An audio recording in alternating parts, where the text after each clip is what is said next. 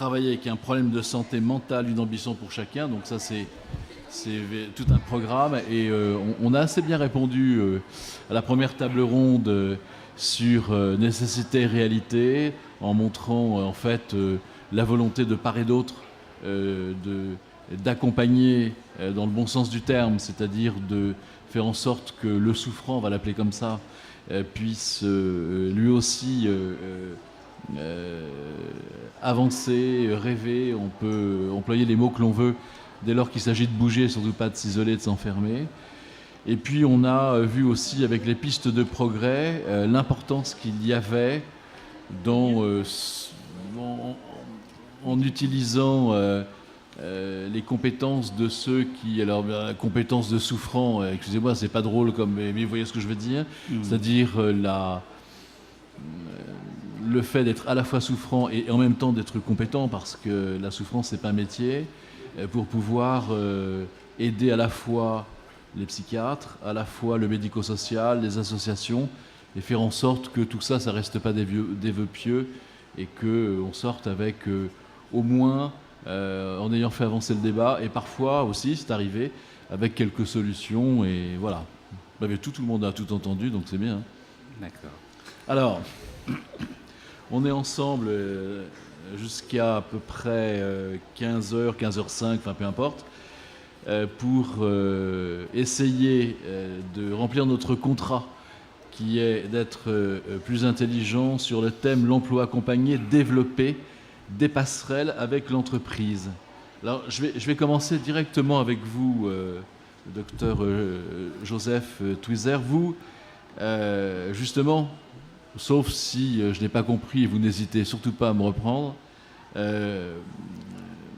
vous vous occupez en particulier, en dehors de bien sûr de votre compétence de psychiatre, de la remise à l'étrier, si j'ose dire, donc dans la vie réelle, dans la vie de tous les jours, en milieu dit ordinaire, des souffrants qui certainement souhaitent travailler. On a vu que c'était 70% ce matin à vouloir travailler. Ça ne veut pas dire que 70% le pourront, mais en tout cas ils le veulent, donc il faut les écouter et faire avancer ça.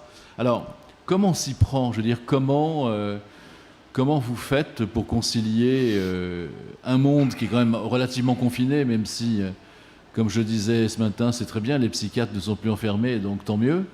Mais en même temps, il y a l'entreprise qui, elle, a d'autres exigences, la productivité, etc. Enfin bon, des temps qui sont plus courts, une écoute qui est, même si elle est en amélioration, elle reste quand même assez sommaire. C'est une écoute dans le cadre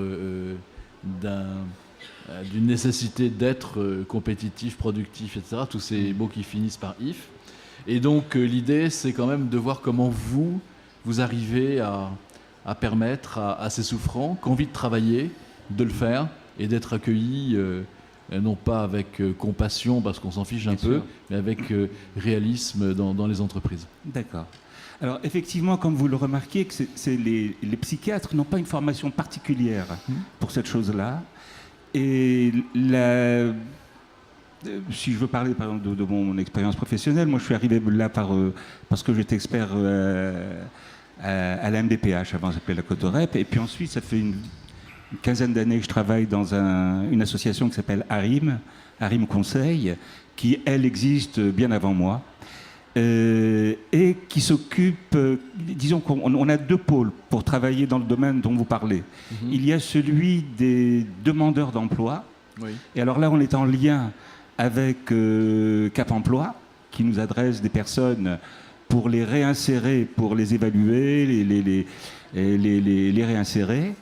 Et puis, il y a un autre aspect qui s'appelle le maintien dans l'emploi, qui est une sollicitation de l'entreprise pour qu'on puisse aider en fonction des difficultés qu'on peut voir, les difficultés que la personne concernée peut ressentir, mais aussi l'entreprise. Parce que lorsque un médecin du travail est confronté, un médecin du travail ou et tout ce qui s'occupe de sécurité et de santé dans l'entreprise, voire même la bonne gestion d'un service.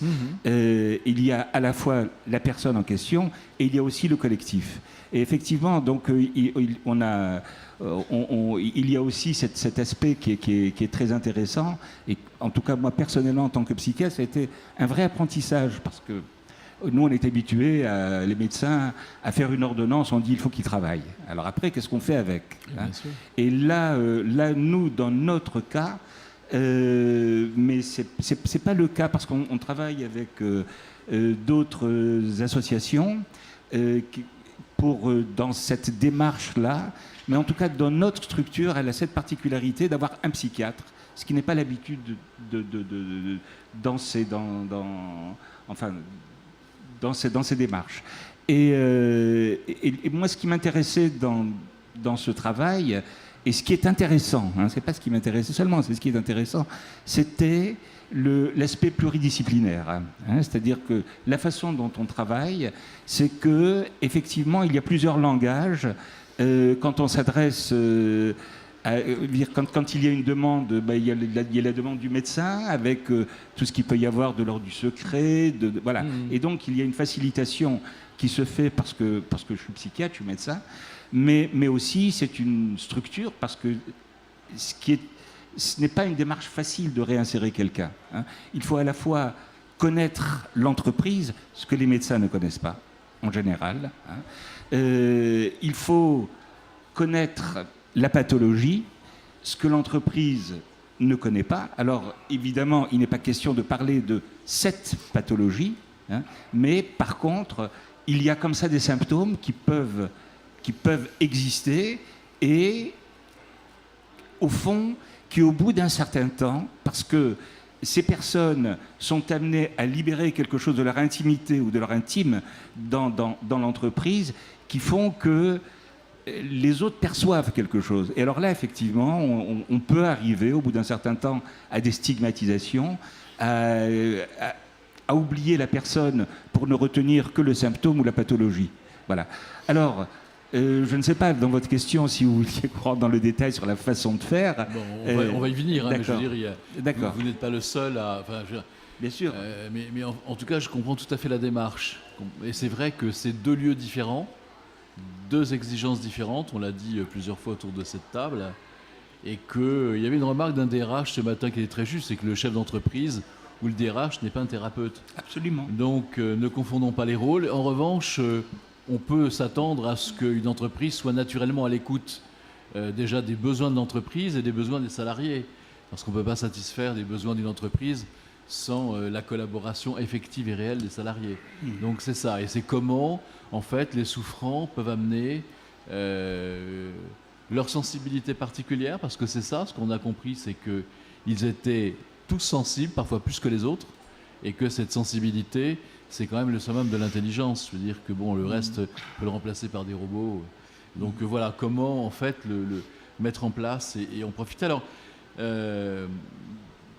deux questions. Alors, tout d'abord pour Agnès Ducressier sur justement cette transition. Comment ça se passe? Je veux dire que bon, voilà, on a bien compris à la fois de quelle manière on pouvait mettre en vis-à-vis, en tout cas, et de préférence en connexion deux mondes différents. Mais concrètement, comment ça se passe, vous qui êtes aux commandes?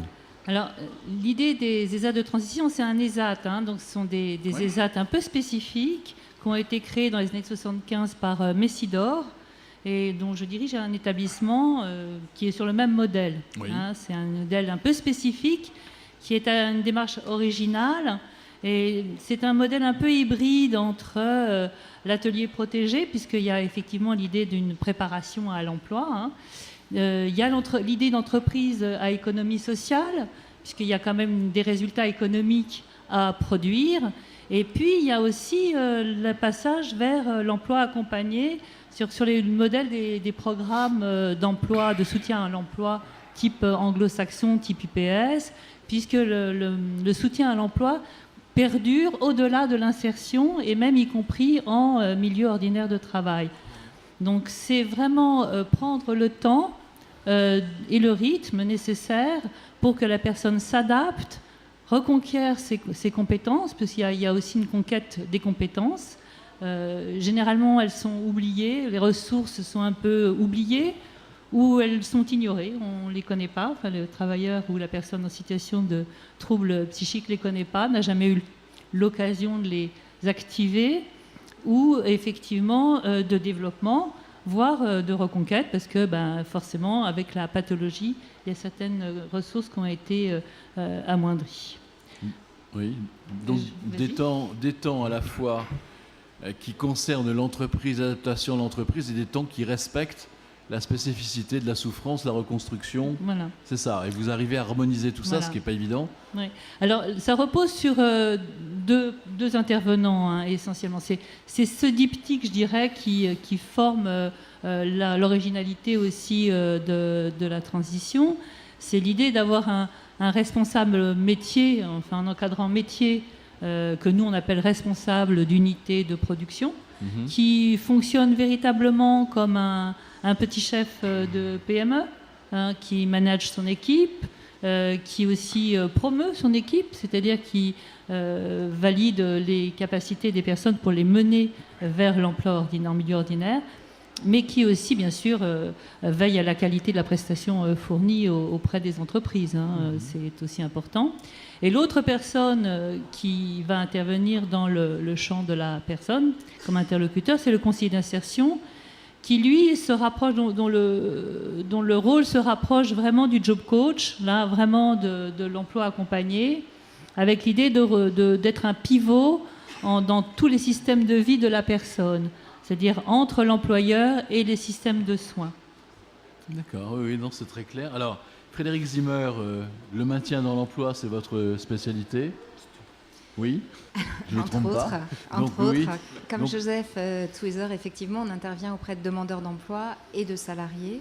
La particularité, elle est la même que les gens soient orientés en milieu protégé ou en milieu ordinaire. Ce sont des gens qui ont eu des parcours de soins, qui se sont appropriés la question de la maladie, mais qui ont besoin de se réapproprier la question de l'emploi. Et notre travail, c'est de leur apporter des éléments pour qu'ils puissent communiquer correctement avec l'entreprise, avec des mots qu'ils peuvent partager autour de la compétence, parce que c'est quand même de ça dont il s'agit, l'aspect souffrant devant être pris en charge par ailleurs sur le plan médical, mais c'est un autre lieu. Vous disiez, les entreprises ne sont pas des thérapeutes, effectivement, et ils n'ont pas à le devenir. Ce qui est intéressant, c'est qu'on puisse aider des personnes à pouvoir parler le discours de l'entreprise pour mettre en valeur ce qu'elles vont pouvoir apporter dans un contexte d'emploi. Voilà. Et donc les prestations qu'on mène ont cet objectif-là.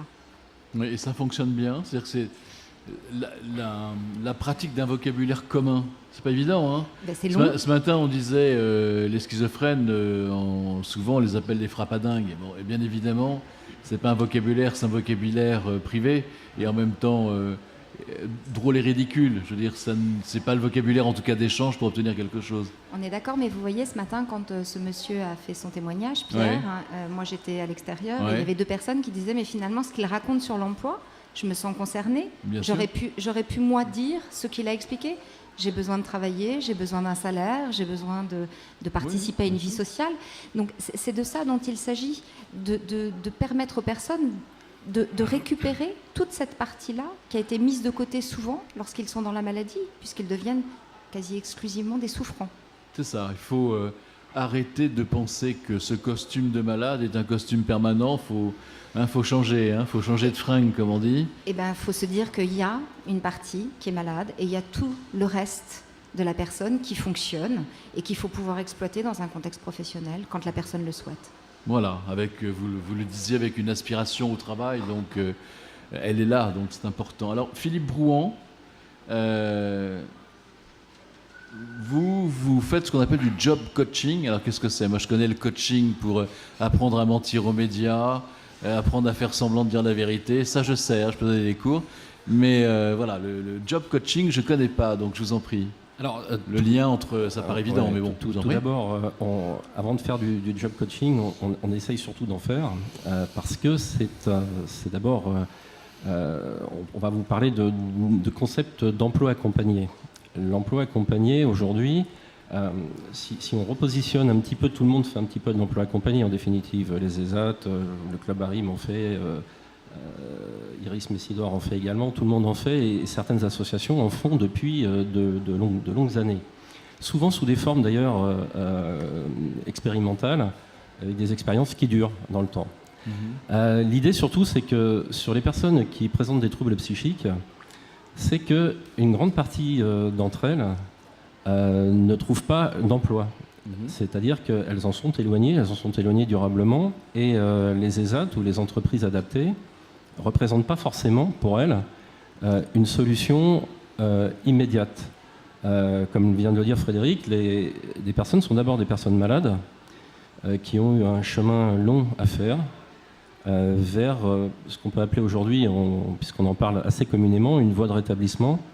Et quand cette voie de rétablissement peut être engagée, se met en place des mécanismes de confiance en soi, de reprise de confiance qui peuvent amener les personnes, certaines d'entre elles évidemment, pas toutes, à envisager une reprise d'emploi assez rapide et hors du secteur protégé.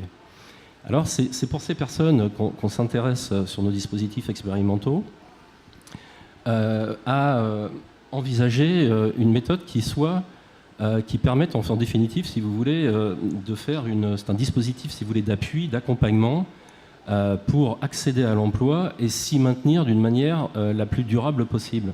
Ça repose sur un job coach, un conseiller en emploi. On peut l'appeler conseiller en emploi, on peut l'appeler job coach. Ça parlera aux uns et aux autres en fonction de leur profil professionnel. Mais l'idée, c'est qu'en fait, une personne permet d'accompagner ces personnes qui vont aller vers l'emploi vers l'accès à un emploi rapide. Ce qu'on peut appeler, si vous voulez, le job first, c'est ce qu'on appelle un petit peu dans notre jargon. Cette méthode est une méthode qui finalement est inverse par rapport au processus classique, qui est un processus d'entraînement et ensuite en quelque sorte de placement dans l'entreprise. C'est-à-dire qu'on accompagne les personnes dans l'entreprise. C'est communément le cas des ESAT, même si depuis de longues années, vous verrez avec Laurent, avec les personnes handicapées psychiques, on est obligé de faire des passerelles on donne la parole à Laurent aussi là-dessus. Très diverses. Ouais. Voilà. Ça ne veut pas dire qu'il fait de l'ancien, rénové, mais bon, non. Voilà. Alors, on s'adapte aussi très, très, très rapidement. Voilà, donc si vous voulez, le but c'est en fait un emploi très rapide, un accompagnement de la personne sans limite de temps, et également l'accompagnement de l'employeur, le tout se faisant, et ce que disait Agnès tout à l'heure est très vrai, c'est-à-dire que finalement le job coach devient un petit peu le lien, le trait d'union, le diapason un petit peu du dispositif qui permet de pouvoir aussi travailler en lien avec tout l'environnement. Alors l'environnement de soins, l'environnement social de la personne, ça peut aussi aller dans certains cas jusqu'à l'environnement familial, de façon à lui permettre de se sentir rassuré, mais également, puisqu'on parlait tout à l'heure des conditions qui sont celles de l'emploi des personnes handicapées psychiques, si on se met dans la place d'un employeur aujourd'hui, la difficulté c'est que la variabilité des troubles, ou tout du moins les retentissements des troubles psychiques font qu'on peut, de la place d'un employeur, avoir des craintes sur cette variabilité, sur la possibilité de la personne à faire un parcours professionnel dans l'entreprise qui soit en cohérence avec à la fois les aspirations de l'entreprise et celles qui pourraient être définies par la personne elle-même. La difficulté pour une personne handicapée psychique, c'est d'arriver à conceptualiser son parcours et arriver surtout à mettre en place finalement elle-même toutes les cases qui vont lui permettre à un moment donné de pouvoir faire son CV, téléphoner, aller à un entretien, etc. Et puis, une fois dans l'emploi, de pouvoir s'y maintenir, c'est-à-dire de pouvoir jongler entre tous les éléments de l'entreprise qui vont finalement, d'une certaine manière, s'imposer à lui. Et donc, le job coach, c'est ça, c'est cette façon de pouvoir, en définitive, accompagner la personne en fonction de ses choix. Parce que ce qui est important dans cette méthode, c'est que, évidemment, le monde anglo-saxon a mis en place cette méthode depuis très très longtemps.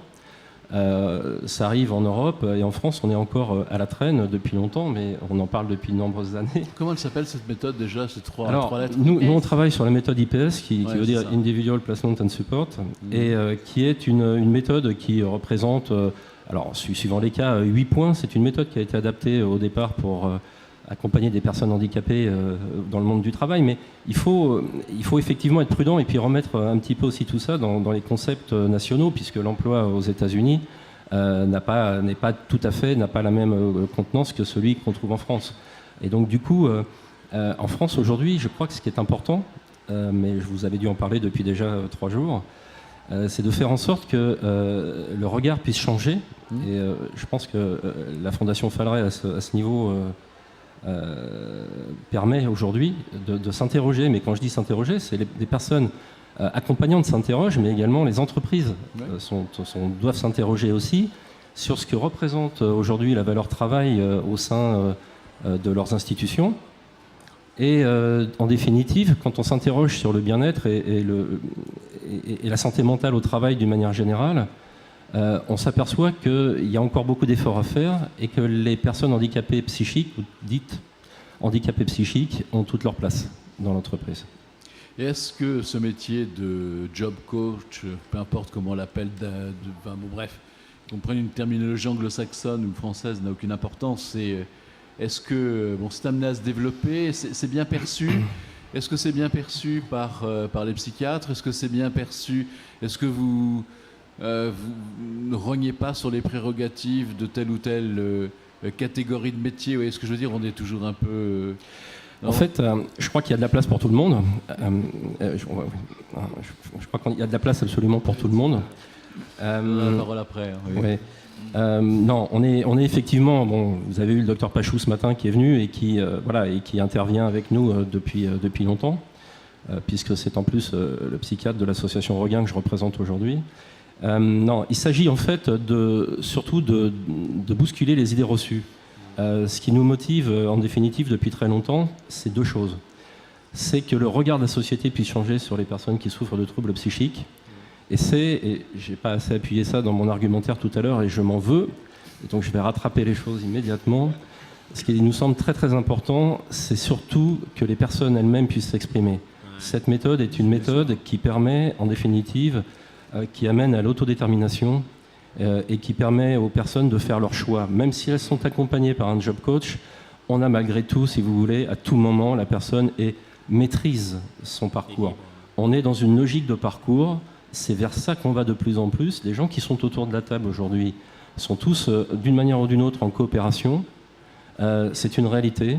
Et aujourd'hui, c'est ça qui est en train de se développer dans l'intérêt des personnes qu'on accompagne. Frédéric, je vous ai vu réagir. Oui, parce que je suis vraiment d'accord avec Philippe. Et puis pour revenir à Laurent qui ferait de l'ancien, mais tant mieux. Oui. C'est-à-dire que ça offre des réponses différentes à une multitude de personnes qui ne sont pas toutes dans la même attente et dans le même besoin. Donc personne ne fait de l'ombre à personne. On travaille, pour moi, chacun de notre place, avec des outils qui sont différents et qui peuvent permettre à plus de personnes d'accéder à l'emploi. Justement, Laurent, c'est une bonne transition. Donc Laurent Escriva, représentant de l'ancien. Donc, je pensais pas être si vieux, mais... Non, mais l'ancien aussi a fait ses preuves. Hein, oui. J'espère, en tous les cas. Ce que viennent de dire mes collègues, je suis tout à fait d'accord avec eux, mais c'est vrai que l'écoute est importante, parce qu'on est toujours en train de solliciter quelque chose qui nous appartient, mais qui ne leur appartient pas. Et qu'à partir de là, on peut faire de belles choses. C'est vrai que dans notre établissement, en tout cas, on a décidé depuis plus de 15 ans de mettre un service d'insertion, alors après on l'appelle comme on veut, qui aujourd'hui détache quand même 7 salariés, une assistante, une chef de service et une bénévole, qui conduit quand même 5 autres ESAT du département des Yvelines, donc travail de réseau. Si ça, c'est pas travailler avec de l'écoute et essayer de comprendre l'aspect de chacun, et moi je parlerai que des compétences, parce qu'on peut appeler des freins, mais je crois qu'on a tous des freins aussi, que ce soit la maladie ou autre chose. Donc pour moi, ce sont tous des créateurs de compétences. Le tout, c'est de les écouter et de pouvoir avancer avec eux. Pour avancer avec eux, il est très simple. Pour cette pathologie, en tout cas, il faut les accompagner. Voilà. Si on a compris ça, je pense qu'on aura tout compris dans cette pathologie. Les collègues le disent là depuis tout à l'heure. Ils ont tous des projets. Alors, les lois sont là pour les appliquer et plutôt qu'on les applique. Mais c'est tant mieux. Parce que je pense qu'il était temps qu'on leur donne leurs priorités, voilà, et de les écouter. Voilà. Au centre du dispositif, c'est bien beau, mais il faut savoir les écouter. Et à partir de là, voilà, on est en train de réfléchir sur des concepts aujourd'hui d'accompagnement dans les entreprises. Donc nous, on en a, sur les 105 de prise en charge, on en a quand même 25 en continu sur des entités complètement différentes, de grosses entités de France en tout cas. Ce qui montre que si l'accompagnement, en tout cas de notre côté, par des chargés d'insertion dans l'entité, fonctionne.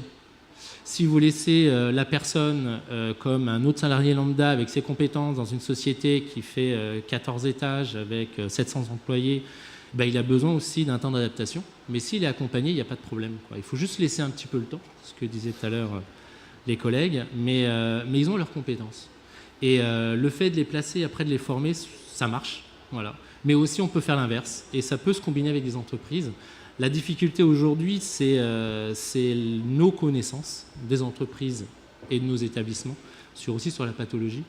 Ce qui est en train de chez nous aussi par le biais de sensibilisation. Voilà, on les appelle des sensibilisations petit déjeuner, parce que ça passe mieux dans les entreprises, donc c'est comme ça, qui permettent simplement en fait de mettre du lien avec des salariés qui peuvent passer, comme aujourd'hui dans cette bulle magique, qui nous permet de nous rassembler. C'est pas toujours le cas. Et c'est même très nouveau, hein. Très honnêtement, c'est ce que je disais ce matin, ce genre de colloque et de participation pluridisciplinaire, en même temps extrêmement concret. C'est pas le professeur Nimbus qui répond au professeur Tournesol. Je veux dire, ça, il y a. Non, mais c'est bien aussi, mais c'est juste pour les facs. Enfin bon, ça améliore pas forcément le quotidien du quotidien. Ça n'existait pas il y a 10 ans et c'est extrêmement important. Donc, non, mais dans ce que vous dites, moi, ce que je comprends, c'est qu'il y a plusieurs chemins, mais en tout cas, c'est d'arriver au meilleur accompagnement. Et il n'y a pas un accompagnement type. Il y a en fait différents types de souffrances, différents types d'ambitions. Chez les souffrants, et à partir de là, comment fait-on pour les accompagner? C'est le maître mot que vous rappeliez tout le temps. C'est ce que, en tout cas, je note religieusement et très scolairement dans mon petit papier. Si je peux rajouter quelque chose, c'est pas pour les défendre, mais pour bien démontrer les compétences de chacun d'eux, c'est qu'aujourd'hui, un ESAT, c'est une entreprise. Le E, c'est pas établissement, c'est entreprise, très clairement. Ouais. Les gens qui se posent encore la question des bons dons, des sous qui tombent comme ça, qu'est-ce qu'ils en font, je leur propose de venir chez moi et on verra, et je pourrais leur montrer un petit peu comment ça se passe réellement dans ces établissements qui, sans leur travail, sans leurs compétences, avec les contraintes qu'on connaît aujourd'hui des entreprises, je ne parle pas du marché, et vous entendez tout ce qui se passe aujourd'hui, impliquent en tout cas des évolutions de chacun, voilà, à leur rythme, mais on y arrive. Il suffit juste de prendre le temps et de les écouter pour avancer avec eux. Et le temps qu'on va prendre avec eux pour monter en compétences nous permettra de retrouver toujours une plus-value à la fin. Et comme disaient la plupart des gens ici, c'est qu'on ne leur donne jamais la possibilité d'aller encore plus loin. Voilà. Un ESAT, pour certains, c'est la fin. Voilà. Non, c'est que le début d'un long commencement. Et que l'établissement, il est là aussi pour répondre jusqu'au bout. Alors oui, certes, ils ne vont pas tous répondre. Mais on a des obligations. Et ces obligations sont définies dans les définitions d'un ESAT et aussi dans nos obligations de loi. Donc il faut aller jusqu'au bout. Et ce que vient de dire nos collègues de Job Coach ou autres, qui est pour eux peut-être absolument, qui veut absolument rien dire, mais c'est essentiel aujourd'hui. C'est comme si on leur dit vous avez travaillé, c'est bien, dans un atelier, et demain vous allez dans une entreprise qui a 700 salariés. Non, c'est pas possible. Non. Il faut absolument les accompagner. Mais ils sont largement compétents. Voilà. Alors, autre, vous voulez réagir? Oui, ce que je voulais dire, c'est que là, on fait le tour. Grosso modo, on fait à peu près le même travail, excepté que nous avons des façons de faire qui peuvent être un peu différentes, et même les objectifs ne sont pas les mêmes. Ouais. Moi, j'ai été psychiatre des ESAT aussi. Donc c'était pas exactement ce qu'on fait comme du maintien dans l'emploi ou comme aider quelqu'un qui veut revenir dans l'emploi après être resté 5 ans, 10 ans. J'ai eu 25 ans sans travail et vouloir être réinséré. Bon, ça veut dire qu'on est dans des cas parfois extrêmement difficiles. Mais ce que je voulais dire, c'est que finalement, cette démarche-là, au fond, elle est... Parce que si quelqu'un nous écoute, je pense qu'il se dit, ils sont dans l'expérience, ces gens-là, ils sont en train de tester quelque chose. Mais c'est une science qui n'est pas, si on peut appeler ça science, c'est tout nouveau. Ça date de grosso modo des années 50, 60, quoi. Hein. C'est-à-dire que les neuroleptiques ont fait que d'un seul coup, les gens sont sortis... Enfin, il y a eu cette ambition de faire sortir les gens de l'asile, et à partir de là, il y a eu tout des mouvements, y compris d'antipsychiatrie, de psychiatrie sociale, etc. Enfin, il y a eu... Donc, ça n'a même pas 100 ans, tout ça. C'est pas bon. Donc, en comptant large. Donc, je pense que c'est normal qu'on soit dans ces petites finesses, dans ces recherches-là. Mais au fond, voilà, quand je vous entends, je me dis, mais finalement, on fait aussi ça. Quand je parle, peut-être les autres se disent la même chose. Voilà, donc on fait à peu près le même travail, même s'il y a des petites originalités comme ça. Oui, et puis avec cette nouveauté, enfin, ça a quand même quelques années, mais cette volonté de travailler ensemble et de dire la vérité, elle est du côté du souffrant, c'est-à-dire comment améliorer et remplir en fait son contrat vis-à-vis de lui s'il cherche du travail, sachant que personne ne remet en cause les vertus du travail. Donc ça aussi, c'est nouveau. Avant, c'était plutôt, voilà, il y avait des clivages qu'on avait du mal à franchir. Donc effectivement, et toute votre, j'allais dire, votre valeur, c'est d'oser le faire. Plutôt que de dire, attendez, vous n'y connaissez rien, c'est compliqué, un malade est un malade, un travailleur, un étudiant, où là on fait rien avancer. Et ça, on l'a expérimenté depuis très longtemps. Hein, donc, non, c'est. Alors, autre manière de développer des passerelles avec l'entreprise, c'est ce que vous faites, Jean-Baptiste Garde, avec l'association ESSEC Fraternité sur les blessés psychiques. Alors moi, quand j'ai vu ESSEC Fraternité, je me suis dit, tiens, je pensais que ça s'intéresse uniquement à la finance, au marketing. Non, c'est bien aussi, hein, mais bon, là, c'est vraiment l'entreprise, quoi. Et là, blessés psychiques, je me suis dit, mais qu'est-ce que c'est? Qu'est-ce que vous faites? Et pourquoi vous mettez, vous aussi, vos mains dans le cambouis? Oui, alors effectivement, l'association s'appelle ESSEC Fraternité, nos héros, leur futur. ESSEC Fraternité, parce que l'association a été créée en janvier de cette année dans le cadre d'une formation MBA de l'ESSEC. Donc on est 28 cadres en formation en parallèle de notre emploi. L'ESSEC, qui est une école qui a toujours eu une connotation sociale, en plus évidemment des nombreux cours de finance, marketing qui sont prodigués et qui sont d'ailleurs d'un excellent niveau. Évidemment, l'ESSEC est reconnu pour ça. Donc une association en fait qui appuie les acteurs institutionnels du ministère de la Défense pour aider les blessés psychiques militaires à trouver du travail dans le privé. Donc la problématique pour le ministère de la Défense, qui est pris en compte vraiment au niveau du cabinet du ministre, par le ministre, c'est une volonté de répondre à cette problématique qui date depuis quelques années.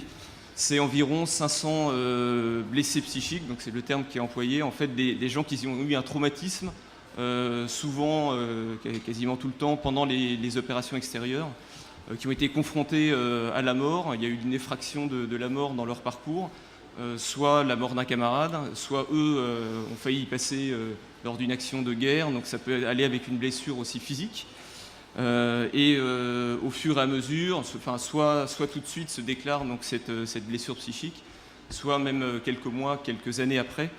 Ce qui se traduit, je parle sous le contrôle d'un psychiatre ici présent, par des rêves, enfin des cauchemars, des choses qui reviennent en permanence toute la journée et qui peuvent donc qui deviennent un handicap qui est déclaré comme tel. Ils sont 500 référencés, ils sont en fait beaucoup plus. Avant, on parlait tout à l'heure de quelque chose qui datait depuis les années 50, cette démarche. La guerre d'Algérie, les guerres évidemment, les guerres mondiales avant. Et il y avait des milliers de blessés psychiques qui n'étaient pas reconnus comme tels, pas forcément aidés comme tels. Donc c'est quelque chose qui est très nouveau dans les armées.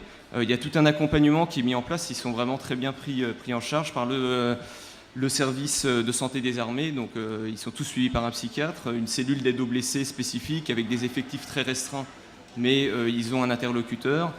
Ils peuvent bénéficier statutairement d'un congé longue maladie qui peut aller jusqu'à 8 ans, donc ce qui est assez conséquent. Mais ce qu'il faut considérer, c'est qu'on s'engage à l'armée, on peut s'engager à partir de 16 ans, de l'âge de 16 ans, et on s'engage rarement, on s'engage très jeune. Donc ces gens-là, même au bout de 8 ans, ils sont encore très jeunes, ils ont toute la vie devant eux, et la reconstruction, elle passe, ça a été dit précédemment, ça passe par cette aspiration à travailler, à être occupé. La pension ne suffit pas de toute façon à nourrir la famille, la pension qu'ils touchent, mais surtout ils ont ce besoin. Et de l'autre côté, on a une appréhension des entreprises envers ces blessés psychiques qui sont vus dans des films, donc ça fait parler sur la cause, tous les films sur la blessure de guerre, mais qui sont vus comme des gens qui ne sont pas adaptés à une entreprise. Et ces gens-là étaient des militaires, donc ils n'ont pas de connaissance du milieu de l'entreprise. Donc il y a une vraie problématique. Le processus qui est expérimenté par les armées, c'est une succession de rendez-vous pour faire des points administratifs, sociaux, juridiques, un réel accompagnement. Et le point d'orgue, c'est de trouver des partenaires, des entreprises qui accueillent ce blessé avec un processus de recrutement qui n'est pas celui habituel avec une série d'entretiens RH, le CV, la lettre de motivation. Ils sont entraînés un petit peu à faire ça, mais le but, c'est une rencontre humaine entre les gens, les coachs qui les accompagnent dans le cadre du ministère et une entreprise, et puis ensuite une rencontre entre le blessé, son parrain et le blessé évidemment mis en immersion dans l'entreprise au titre de ses compétences, donc sur un vrai poste où il va être utile, et avec éventuellement un contrat à la clé. Ça peut aller jusqu'à 1 an, une immersion où il est encore sur le statut de militaire, parce que juridiquement c'est possible. Au bout d'1 an, il a la possibilité, si ça s'est bien passé, d'être embauché par l'entreprise. Donc nous, notre action, c'est vraiment de dynamiser la relation avec les entreprises. On organise des présentations, des cocktails. J'ai noté l'idée des petits déjeuners qui a l'air de fonctionner. Ça marche bien. Par exemple, nous, on a réussi à placer une blessée, à faire entrer une blessée dans une petite PME parisienne. Jusqu'ici, c'était les grands groupes qui s'investissaient. Avec le côté du ministère de la Défense, parce que Thales, curieusement, Renault Trucks, ces gens-là ont été les premiers évidemment à s'engager, et d'ailleurs c'est très bien. On a Nokia aussi qui est intéressé, et même les collectivités, donc c'est quelque chose qui parle évidemment, qui est du domaine aussi politique. On a la maire du 9e arrondissement à Paris, Delphine Burki, qui a fait passer un vœu au Conseil de Paris et qui s'est engagée à prendre un blessé, donc elle va accueillir dans les semaines qui viennent. On est en dialogue avec elle au sein de sa mairie sur probablement des espaces verts. Donc ça bouge, et finalement il y a du répondant, mais pourtant la problématique n'était pas connue, et il y a besoin de mettre les gens en relation. Donc pour conclure, moi ce que je dirais, c'est que il faut essayer d'innover, mais c'est surtout une approche humaine. En fait, il n'y a pas de technique innovante, on ne va pas sortir une machine ou un process particulier. En plus de l'acte citoyen qui est un peu spécifique pour la reconversion des militaires blessés, je retrouve toutes les problématiques qui ont été exposées ici. Le coaching, c'est quelque chose qui est fait par les cellules d'aide aux blessés, qui font appel d'ailleurs à des gens autres que des militaires, donc probablement certains de vos collègues. Et surtout, notre but à nous et le but de nos partenaires institutionnels, c'est de lever les barrières. C'est de dire aux gens, osez prendre un blessé, parce que avant d'être un blessé, c'est quelqu'un qui a des compétences, et qui les premières expériences montrent que ces compétences sont tout à fait reconnues dans l'entreprise. Donc c'est oser prendre ce blessé en dehors du sacro-saint process de recrutement, avec une succession de RH, etc. Et ça fonctionne bien. Donc c'est une expérience qui est difficile à mettre en œuvre, ça avance lentement, mais qui pour l'instant est concluante. Voilà.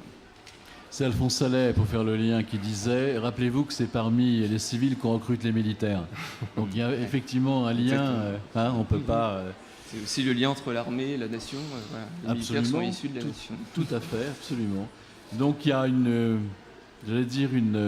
similitude, en tout cas certainement dans les souffrances, alors avec des pathologies différentes. On ne va pas rentrer dans ce qui relève de votre compétence, mais en tout cas, il y a ce même désir de pouvoir aller plus loin et de vivre le plus normalement possible, c'est-à-dire soit de se réapproprier une vie normale, soit de développer une autre forme de vie, mais en tout cas de vivre et de ne pas rester cantonné, étiqueté dans son coin, enfermé avec tout ce vocabulaire. Et effectivement, c'est une belle initiative quand même. Je trouve que généralement, surtout de la part d'une grande école de commerce, moi je veux dire, je suis scotché avec ça, mais je trouve ça très bien. Oui. Je ne veux pas faire trop une digression, parce que c'est intéressant là aussi, parce qu'on parlait de ce qu'il y avait de mouvant dans comment on reçoit la pathologie psychique. Et les syndromes post-traumatiques, ce qu'il faut savoir, c'est que c'est quelque chose aussi de très récent. Hein. C'est-à-dire que la prise en compte, elle a été faite par les Américains, qui a été reculée au moment de la guerre du Vietnam, parce que ça faisait quelques millions, milliers de dollars. Ça en fait des consultations. Millions, ouais. oui, exactement, de prise en charge. Et ce n'est que dans les années 80-90 que ça a été pris en compte dans le DSM. Le DSM, c'est la classification. Hein. Et ces syndromes post-traumatiques, et qui ne s'adressent pas d'ailleurs que à l'armée, qui s'adressent aussi aux attentats, qui s'adressent à des tas de choses, n'avaient pas été pris en compte à cause du coût. Hein. Or, quand vous dites qu'il y a une prise en charge pendant 8 ans, je veux dire, c'est quand même une très très grande avancée. Hein. Qui veut prendre la parole? Là, j'ai vu des mains bouger, non? J'étais en train de faire un coucou à quelqu'un qui passait, que je connaissais dans le fond. Voilà. Bon, bah coucou. Oui. Voilà. Non, effectivement, enfin, juste peut-être pour rebondir, moi je trouve que évidemment l'opération et ce que fait l'ESSEC en fait démontre tout à fait aujourd'hui le paradigme qui est en train d'être mis en place, c'est-à-dire qu'en fait il y a vraiment un changement en fait de regard et il faut appuyer, c'est-à-dire qu'aujourd'hui si on ne mobilise pas les entreprises au concept, ce sera voué à l'échec. Ouais. Hein, et donc du coup, nous quand on parle, enfin, il se trouve que je dirige aussi un ESAT, et donc du coup, on a besoin. Aussi, oui. Voilà, et donc du coup, on a absolument besoin, comme on a besoin des entreprises pour vivre, mais surtout pour avoir des supports d'apprentissage, de travail, d'accompagnement. On a besoin des entreprises aussi au niveau de leur réseau. Et c'est là que les choses nous font défaut aujourd'hui. Et c'est un peu dommage parce que aujourd'hui, comme l'a dit Laurent tout à l'heure, je crois que les ESAT, les entreprises adaptées, et d'une manière générale, tous les services qui accompagnent des personnes en précarité, sont aujourd'hui des services qui sont montés en compétences. Ils sont montés en compétences parce que les personnes qu'ils accompagnent sont montées en compétences. Aujourd'hui, une personne handicapée chez elle ne vit plus du tout son handicap comme c'était le cas il y a 20 ans, 25 ans ou 30 ans. Ils sont tout à fait... ils sont sur les réseaux sociaux, ils ont envie de vivre, ils ont envie absolument de partager tout ce que les valides, entre guillemets, partagent. Et c'est bien normal. Et c'est là qu'il y a une certaine rupture. C'est-à-dire que entre les bonnes intentions permanentes et ensuite la capacité finalement à faire, c'est là que les passerelles doivent s'ouvrir. Ces passerelles, c'est du travail de confiance qui se fait par nos dispositifs avec les entreprises au coup par coup. Mais là, autant tout le secteur médico-social et sanitaire, aujourd'hui, développe des coopérations qui sont effectives et qui se mettent de bonne volonté en place aujourd'hui. On aimerait aussi voir le monde de l'entreprise, et c'est un ancien entrepreneur qui vous parle là, on aimerait voir le monde de l'entreprise aussi jouer ce rôle, venir en réseau avec nous et enfin travailler et se poser les bonnes questions finalement de ce qui peut être intéressant, utile à la fois à l'entreprise, à la collectivité et à la personne accompagnée. Alors, si vous entendez olé olé, c'est pas une corrida, hein, c'est des expériences sensorielles à côté, donc qui sont tout à fait sous contrôle. Oui, Frédéric. Je voudrais rebondir aussi parce que là, vous avez des témoignages du milieu protégé et puis vous avez des témoignages de structures qui accompagnent des personnes qui sont orientées vers le milieu ordinaire. Une des difficultés qu'on rencontre chacun dans nos institutions, c'est finalement le manque de passerelles aussi et de capacité à passer d'un milieu à un autre, puisque pour des raisons administratives, il y a des délais qui sont relativement longs, avec des personnes qui vont faire une demande pour une orientation en milieu ordinaire, peut-être se rendre compte que c'est un peu tôt pour elles d'y aller directement et que sans accompagnement un peu plus soutenu, elles ne pourront pas avoir accès à un emploi. Il faut aujourd'hui qu'elles refassent une demande sur le plan administratif pour avoir une nouvelle orientation. Tout ça ne permet pas non plus des parcours fluides pour les personnes. C'est-à-dire qu'on voit bien à quel point leur parcours est haché, mais également parce qu'il y a des circuits administratifs qui sont longs, qui ne sont pas forcément faciles à mener et qui nécessitent déjà de développer une grande énergie. Ce que vous dites me rappelle le sous-titre de Cap sur la santé mentale, je crois qu'on le voit à l'extérieur, qui est d'une bulle à l'autre. Et effectivement, moi je pense que les entreprises sont aussi demanderesses de cela, c'est-à-dire d'une ouverture. Elles se rendent compte que elles n'ont pas la solution parfois. C'est pas la mauvaise volonté, c'est simplement les temps différents, l'organisation du travail, le fait de ne pas connaître. Quand on ne connaît pas quelque chose, on a deux solutions. Ou on s'y intéresse vraiment, mais c'est parce qu'on est impliqué à un moment ou à un autre, par un accident de la vie, par tout ce qui peut nous concerner, forcément même si on ne l'a pas choisi. Et puis, soit un intérêt, parce qu'on se dit ça existe, mais dans ce cas-là, il faut du temps. Et il faut s'y impliquer. Parfois, les chefs d'entreprise n'ont pas le temps non plus. Leur mission, c'est de faire tourner leur boîte. Il faut regarder les choses comme elles sont. Et je crois que c'est bien, d'une bulle à l'autre, montrer que finalement, les bulles, elles peuvent éclater, elles peuvent se réunir, en faire une grosse, etc. Mais c'est intéressant de voir qu'il n'y a pas un système qui doit s'ignorer. Chacun est demandeur des compétences de l'autre, en tout cas de l'écoute de l'autre pour pouvoir avancer. Et ça, c'est extrêmement important. Alors, développer ces passerelles, qu'est-ce qu'on pourrait faire d'autre?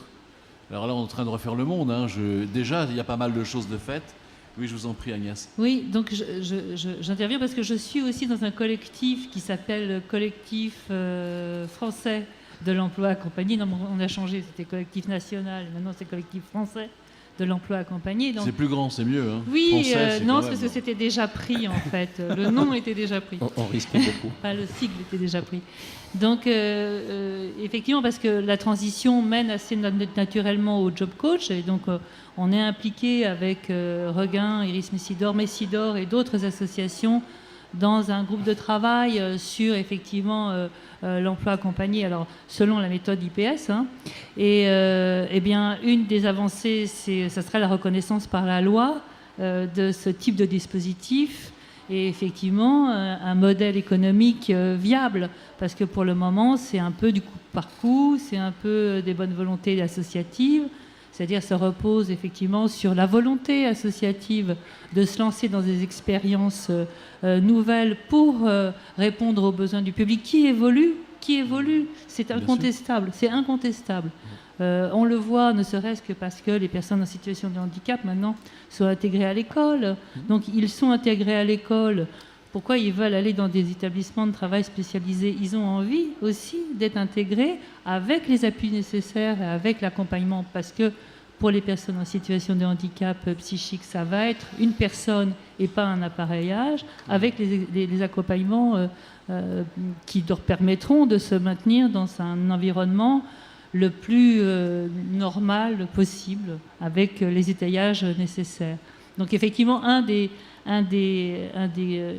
outils avec lesquels on pourrait travailler, c'est effectivement une reconnaissance par la loi de ce dispositif et des financements possibles avec cofinancement, État, entreprise. Voilà, on pourrait imaginer des modes de financement possibles pour viabiliser à long terme ce type d'accompagnement. Oui, je dirais, pour aller en prolongement, je pense que les entreprises aussi sont assez demandeuses davantage de lisibilité aussi des modes de financement. L'organisme collecteur national répond peut-être de manière insuffisante par rapport à l'attente des entreprises en termes de financement de ce type de dispositif. Et effectivement, l'entreprise a aussi besoin de savoir que les fonds qu'elle verse tous les ans sont utilisés sont utilisés à bon escient. Donc, je dirais qu'on a vraiment une idée commune. On a vraiment un objectif qui est commun à l'entreprise et notre secteur au sens large. C'est un vrai souci, ça, en France. C'est-à-dire que pour collecter, on n'a pas de problème. Mais pour savoir à quoi c'est affecté, là, c'est déjà beaucoup plus compliqué. C'est un peu moins lisible. Vous avez remarqué aussi. Moi, ce que je voulais dire aussi, c'est que ce que je retiens de tout ce qui a été énoncé, c'est la notion d'exemplarité. C'est-à-dire que finalement, on ne peut dire être crédible sur ce que l'on dit que parce qu'on le fait d'une manière ou d'une autre. Je veux dire, quand vous dites que le monde de l'entreprise ne vous est pas étranger, c'est mieux. Enfin, je veux dire, quand on est job coach, c'est mieux. Moi, j'ai déjà vu de jeunes magistrats expliquer à des mères de famille comment on élevait des enfants qui n'en avaient jamais eu eux-mêmes. Bon, je veux dire, il y a quand même un problème de crédibilité. Je ne dis pas qu'on ne il faut être schizophrène pour comprendre la schizophrénie. Je dis pas ça. Je dis simplement que l'exemplarité, c'est quand même pas mal. Non ? Oui, alors, Ouais. évidemment, je suis entièrement d'accord avec vous. C'est-à-dire que quand on parle de la fonction de job coach ou de conseiller en emploi, forcément, on va dans l'entreprise, on négocie avec l'entreprise, on pense entreprise, donc c'est logique. Mais attention, je vous ai dit tout à l'heure, l'emploi accompagné ne peut pas s'entendre sans une pluridisciplinarité. Hein. C'est l'accompagnement global de la personne qui est en jeu. Il y a des prises en compte de la partie soins, des prises en compte de la partie sociale, d'accompagnement social, du logement, enfin tous les paramètres pour le handicap psychique sont importants de façon à permettre à la personne d'être le plus rassurée possible. Voilà. C'est une question de stabilité au long cours. Quand on est en voie de rétablissement, la reprise de confiance se fait sur la durée. Ouais. Des psychiatres dans l'entreprise, alors entendons-nous, des psychiatres qui apporteraient dans l'entreprise, pas seulement une aide ponctuelle. On a bien des médecins du travail et visiblement, pendant longtemps, on a cru que c'était un métier ringard, hein, médecin du travail, chercher la tuberculose, le truc, enfin bon, il nous intéresse pas beaucoup, mais en revanche, ce que l'on a compris, c'est que les médecins du travail étaient parfois dépassés aussi, Absolument. parce qu'on leur demande d'être des psychiatres, entre guillemets, alors que c'est pas vraiment, ils sont pas formés à ça. On peut imaginer une évolution, une écoute, où le psychiatre aurait son utilité à l'intérieur même de l'entreprise. Alors, bon, je pense qu'on est encore au plan un peu expérimental. Non, mais on est en avance, Voilà, nous, vous savez, voilà, de voilà. 50 ans déjà, Il donc n'empêche, on y va. voilà. Il n'empêche que dans notre pratique, moi je sais que je vais dans les entreprises, ne serait-ce que pour faire un état des lieux, savoir un petit peu ce qui se passe, comment on peut entendre les gens. Bien sûr. On a un rapport avec l'entreprise. Au moment, il y a un moment qui s'appelle les réunions bilan, hein, où on échange pour savoir qu'est-ce qui peut être mis en place, parce qu'il ne suffit pas de faire un diagnostic. Qu'est-ce qu'on fait de ce diagnostic ? Qu'est-ce qui se met en place ? Comment on aménage le poste ? Comment on accompagne la personne ? Comment on la renforce ? Comment on fait circuler cette parole entre la personne et l'entreprise ? Comment on lui restitue une parole ? Comment elle peut elle-même entendre une parole de l'entreprise ? Parce que nous, on voit les gens qui sont en cassure. À un certain moment, voilà, ils ne supportent plus, le médecin du travail ne sait pas quoi faire, il nous les envoie. Voilà. Donc, quand il nous les envoie, ben nous, notre boulot principal, c'est comment on peut rétablir quelque chose. Nous, on ne sert plus à rien à un certain moment. Hein. C'est pour ça que l'histoire de coach qui dure longtemps, c'est aussi une réflexion à avoir. Parce qu'à un certain moment, il faut bien pouvoir passer la main pour que quelque chose se rétablisse. Et l'expérience montre aussi que l'image que la personne a, hein, c'est-à-dire que le regard qu'on peut porter sur elle, très vite, il peut changer. Il peut très vite changer sur le mode négatif, mais il peut très vite aussi changer sur le mode positif. Et la façon aussi dont on parle, dont on peut être parfois étonné par les tests, nous-mêmes, mais aussi l'entreprise, dire mais comment on peut parler de cette personne autrement, eh bien ça ce sont des choses qui interviennent. Moi, je sais aussi que je suis intervenu dans cette démarche où le psychiatre entre dans l'entreprise. Je suis intervenu dans la préparation au retour des longs arrêts maladie.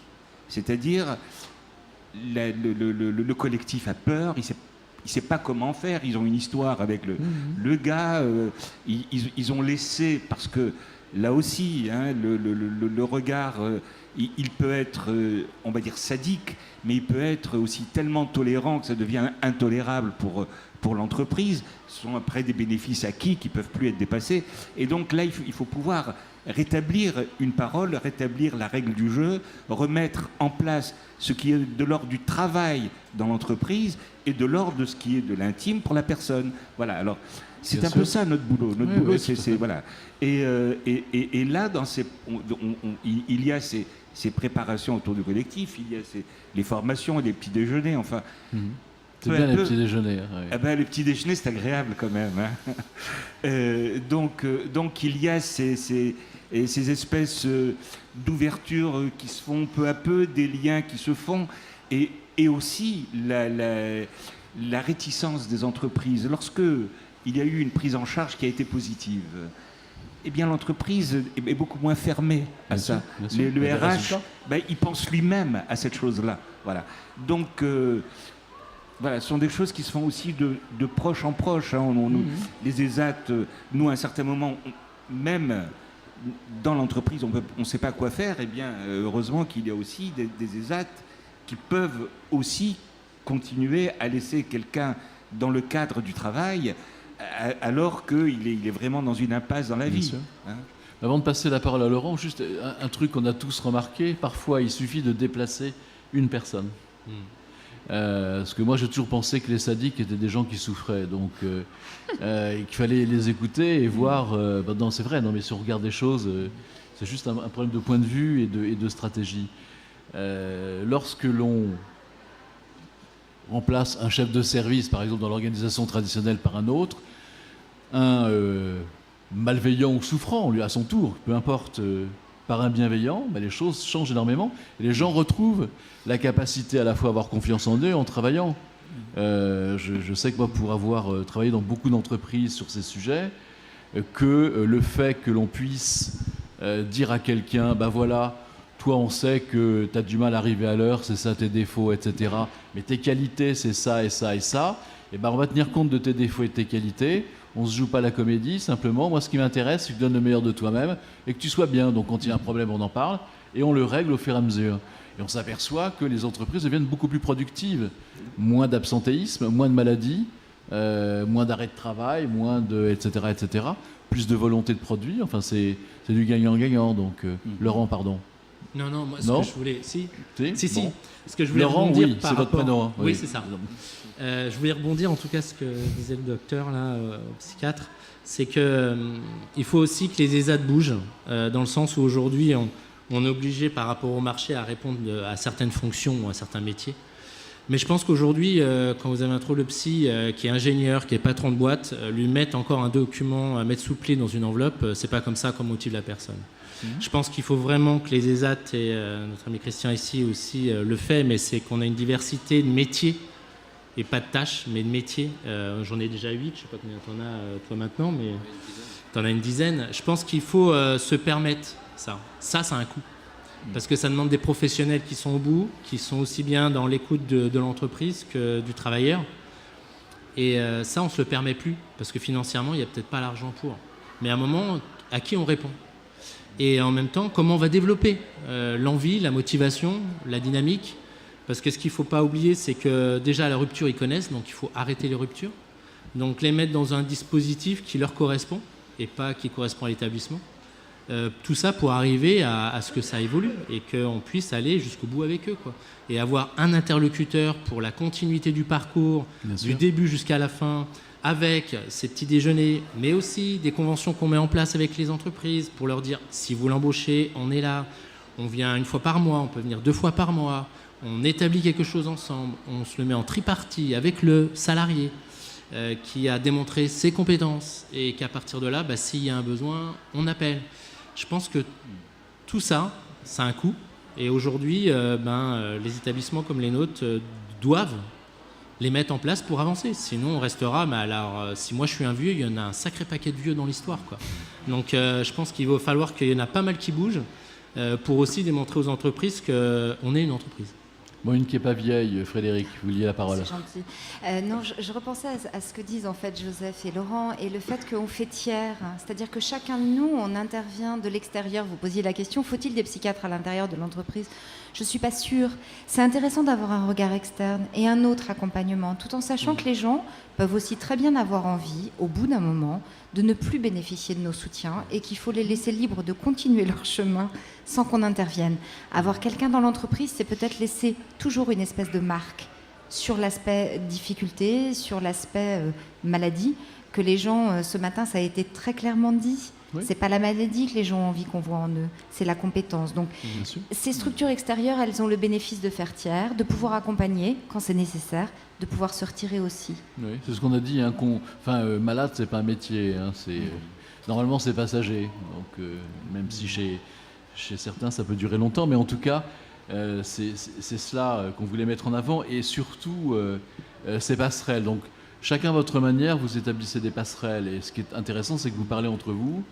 Je pense que, alors, même avec des interlocuteurs un peu incongrus, mais je veux dire que moi, je trouve ça merveilleux qu'une grande école de commerce s'intéresse aussi à ces questions. C'est Vous êtes tous prêts à travailler ensemble. En plus, vous ne faites pas la guerre. Au contraire, c'est comment on peut améliorer. Non, mais c'est vrai, chacun pourrait garder son petit truc en disant... On se connaît même, on se fréquente. Hein, oui, non, vous fréquentez même en dehors des heures de travail, c'est extraordinaire. Non, mais aussi, ce qui est vrai, c'est que vous parliez des problèmes économiques. Effectivement, tout ça a un coût. Mais ça, c'est quelque chose qui revient tout le temps. Le fait de devoir gérer, c'est aussi une bonne chose. Il y a de l'argent en France qui est fichu en l'air. On va parler de la formation professionnelle, mais c'est dramatique. Il y a, voilà, on ne va pas refaire le monde, mais il y a à peu près 100 milliards de fraude fiscale en France, due à une mauvaise observation de la TVA, etc. Bon, je veux dire, l'argent, il y en a, non pas en augmentant les impôts, simplement en rationalisant et en voyant quelles sont les priorités. Je veux dire, qui sont ceux qui doivent être soignés, ou pour parler comme Foucault, quels sont ceux qui doivent être punis, hein, donc voilà, souvent on confond tout ça. Hein, on a vu au cours de ces 3 jours qu'il y avait un certain nombre de gens en prison qui étaient simplement des souffrants, qui n'avaient rien à y faire, parce qu'on n'avait pas les réponses. On a vu que même s'il y a beaucoup de psychiatres en France, apparemment beaucoup plus qu'en Allemagne, en Angleterre, etc., souvent ils étaient mal utilisés. On a vu aussi que, quelles que soient les bonnes volontés, il y avait encore des choses qui ne fonctionnaient pas, des médecins entre eux, avec leurs spécialités complémentaires qui ne se parlaient pas. Moi j'étais étonné d'entendre que quand on arrive aux urgences, c'est mieux de ne pas être un souffrant mental. Parce que si vous êtes un souffrant mental, on s'occupe uniquement de ça. Mais on ne va pas regarder si vous avez autre chose. Vous pouvez faire aussi un infarctus, une crise cardiaque. Il y a des lieux spéciaux quand même. Hein, oui. Non, mais il y a toutes les réjouissances de la vie qui peuvent arriver. Hein, je veux dire, bon. Et donc on n'a pas la même égalité, en tout cas dans le regard, et en plus de la part de médecins. Donc c'est pas facile non plus. Hein, je pense qu'on bosse comme un dingue aux urgences. Mais voilà, c'est se réapproprier un regard à peu près normal, arrêter de faire des différences, même si on est différent, bien évidemment. Mais en tout cas, le but, c'est toujours de permettre d'écouter celui qui va avancer et de lui permettre d'avancer. Alors il le peut, il ne le peut pas, mais ça dépend de lui, c'est autre chose.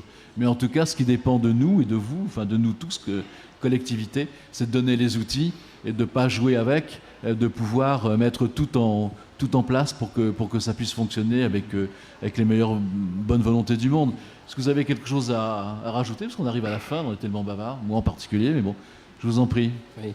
Juste peut-être rappeler que la loi de 1987 sur l'emploi des personnes handicapées, donc des 6% d'obligation d'emploi, aujourd'hui est peu respectée. C'est-à-dire qu'on est à peu près sur des taux de 3%, donc ce qui laisse effectivement des marges extrêmement importantes et qui montre bien d'une certaine manière un mode de dysfonctionnement, puisqu'on est quand même sur une discrimination positive qui finalement n'aboutit pas. Donc il reste des marges importantes qui sont à trouver, qui à mon avis doivent être aujourd'hui, donc ça veut dire qu'il y a un système qui ne fonctionne pas totalement, en tout cas qui est faussé, on en a déjà parlé tout à l'heure.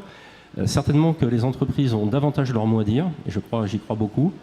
Les services d'accompagnement sont en train de dynamiser leur accompagnement, je pense qu'on l'a vu tout à l'heure. Je crois qu'il reste une partie qui me semble importante, c'est qu'il faut maintenant pouvoir mieux utiliser les fonds, mais que les personnes handicapées elles-mêmes en aient l'usage. Oui, bien sûr. Voilà. Oui. Hein, et donc c'est aussi dans cette dimension, je crois, qu'il va falloir évoluer dans ce pays, de façon à ce que la personne ait de plus en plus le choix, finalement, de l'utilisation de son allocation. Hein, c'est peut-être un petit peu ce qui fera avancer les choses. Se réapproprier le contrôle et l'attribution, absolument, et l'exécution, c'est quelque chose d'extrêmement important pour tous. Plus rien à dire, on a tellement de choses à dire, donc on pourrait continuer, mais il y aura la dernière table ronde à 15h35 avec nos grands témoins pour clôturer ces 3 jours. En tout cas, je pense qu'on peut applaudir nos intervenants.